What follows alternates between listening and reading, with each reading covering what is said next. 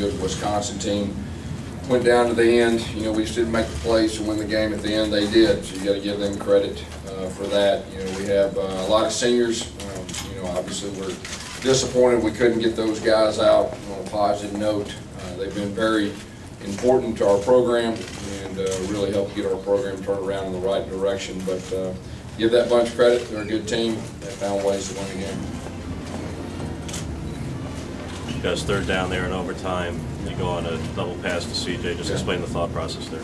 Say it again. Can you explain the thought process to take the ball out of Nick's hands? The thought process is, you know, we were thinking we could possibly get man. We're trying to win the game. We've been setting it up earlier, and sometimes you know, they work, sometimes they don't.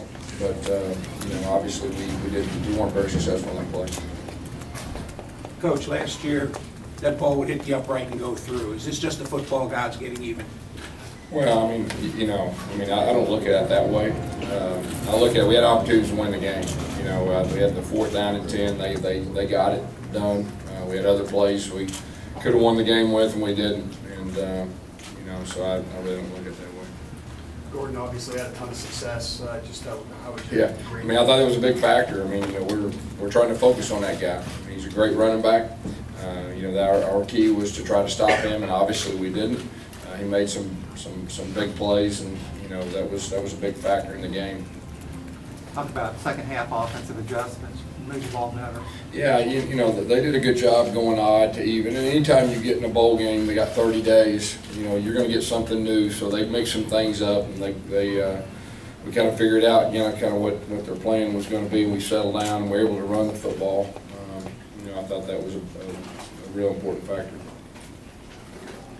Gus, what do you think went into the defense being able to get off the field there, that final drive with third down conversion, 4th down? Yeah, I mean that was a big factor in the game right there. You know, we had them kind of backed up, and they drove the ball down the field, and like I said, the 4th down and 10 play was a big play for them to convert on their part. You know, that was a game right there, and but they got it done. How well did Nick play? How well did Nick play? I thought Nick did some good things. Now, you know, their plan was to keep him from running the football. Their ends were soft. They were making us give it, and you know, we figured that would be a possibility. But Nick made some good throws. You know, the throw to Ricardo and the throw to CJ were extremely good throws. You had some penalties in key spots, including the 15-yard personal foul penalty there. Yeah. And how frustrating is that? Yeah, well, I mean that's some of the same stuff, you know, that we've done this year, and you know, it's a good thing we hired the best defense coordinator in college football, and he'll get it corrected.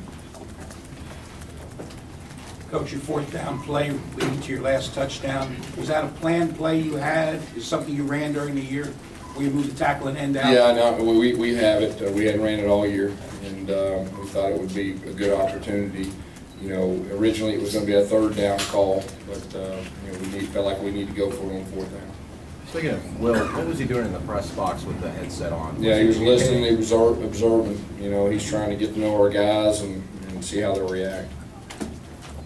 It's been reported that you've already told Melvin Smith he won't be back. Is that true? Yeah, I'll talk about everything, you know, once tomorrow. The next day I'll get with Will and figure everything out. Yes, can you explain the decision-making in the first half? It just seemed like you guys had timeouts left, and you just waited a long time to call it, a lot of time around the clock, and you just ended up kneeling it in the first half. What play said again? You're just saying that you decided to kneel it at the end of the first half, and like you let a lot of time run off the clock, but you made your timeout. Can you explain kind of decision-making there? Yeah, you know, I think what you're talking about, it was towards the end, and we ended up calling a timeout. We were going to try to block it. You know, we were trying to figure out, first of all, you know, you don't want them, you don't give them time, because I think they were close to 50 or a little bit on the other side. And so it's one of those things that, you know, if you call a timeout, then they end up getting a 1st down, then they kick a field goal. So it was, you know, our thinking was strategically is, hey, let's wait. Yeah, it's 4th down and 4. Let's go try to block it. I know before the season you said you wanted to be 13 seconds better this year. Looking back, how are you going to remember this team? Well, here's how I'm going to remember this team. We have 20-plus seniors that put their heart and soul in our program. They bought in to what we asked them to do. I mean, obviously, you know, Auburn, our goal is to win the championship every year. That's our goal. And our goal is to win the SEC. We didn't get that done. But the way that our guys handle themselves, you know, in the leadership, you know, that's what I'll remember. I'm just disappointed that we weren't able to get them a victory in this last game. Gus, I know you said with the double pass you were trying to win the game, but really that in that overtime, all the passes were really short, kind of screens. And what was the thought process? Wow. Well, you know, we had the swing screen that we had a lot of success with. They were in man. We had to throw the tunnel, and they did a good job defending. Gus, to allow 30 points this many straight games, to lose 4 straight to Division I opponents, to close this way and come up short on those SEC goals, on the 10-win goal over and over. As much as you want to remember the positives there of what the seniors did, the way the end of the season came, is it going to be difficult to let the bad you know, right now, I mean, we're extremely disappointed. I mean, we didn't win this game. I mean, that's really what it came down to. Like I said, we just hired the best defensive coach in college football. He's going to get our defense going 100%. Offensively, we got a chance to be really good next year. And our goal next year will be win the SEC. That's the way it'll be every year. And so the future's bright. We feel really bad right now, but the future's very bright. Gus, outside of that one shot to Sammy that he couldn't come up with, it seemed like you just kept him around the line of scrimmage. Was he hurt? Yeah, I mean, Sammy wasn't 100%. I mean, Sammy had trouble practicing until about a day or two. Okay, so you know, he wanted to play. He wasn't 100%. I think everybody could see that. I know that they could see that, but he wanted to play. And he's been a big factor for us the last 2 years. And even if he's not 100%, I felt like it was important that he play. How much do you feel like you missed Duke Williams in this game? I mean, probably a lot. Probably a lot. How do you think the defensive staff handled everything going in this game with their future uncertain the way it is? I mean, everybody's professional. You do your job, and that's the way you look at it. Gus, did you have a chance to say anything to Daniel, like afterwards? Yeah, I told him to keep his head up. He's a great kicker, and he'll have his day. He'll win games for us in the future. You know, he's down right now. Just pat him on the back.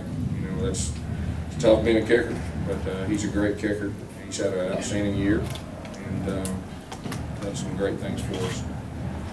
Coach, you came out empty a lot of times and then wanted to wave the running back in. Were you looking for something specific? Yeah, I mean, we just really were trying to identify whether it's man zone a lot of times with spreading them out, and then we'd motion in. And, you know, we knew they had our tendencies. I mean, you know, when you have 30 days, so you try to add some new wrinkles, and that was just part of our new wrinkles. Do you expect a huge turnaround that first year under Coach Malzahn? I think so. I mean, you know, like I said, he's the best, and we got some players. We got some good players coming, and I expect us to be very good on defense. Are there any specific things you expect Will to have that immediate impact at, specifically on the defense? Well, I mean, Will's personality. I mean, you know, defenses will take on his personality, and you know, like I said, I'm looking forward to him taking over the defense, and it'll be real positive. Just a couple more questions. Gus, leading into this game, you talked about the defense having the intensity, picking up their intensity. Did you see that out here today, or you know, at times I felt like we played good defense. I mean, they're pretty good, but I mean, obviously, you know, when you give up that many yards to a running back, you know, that's not a very good feeling.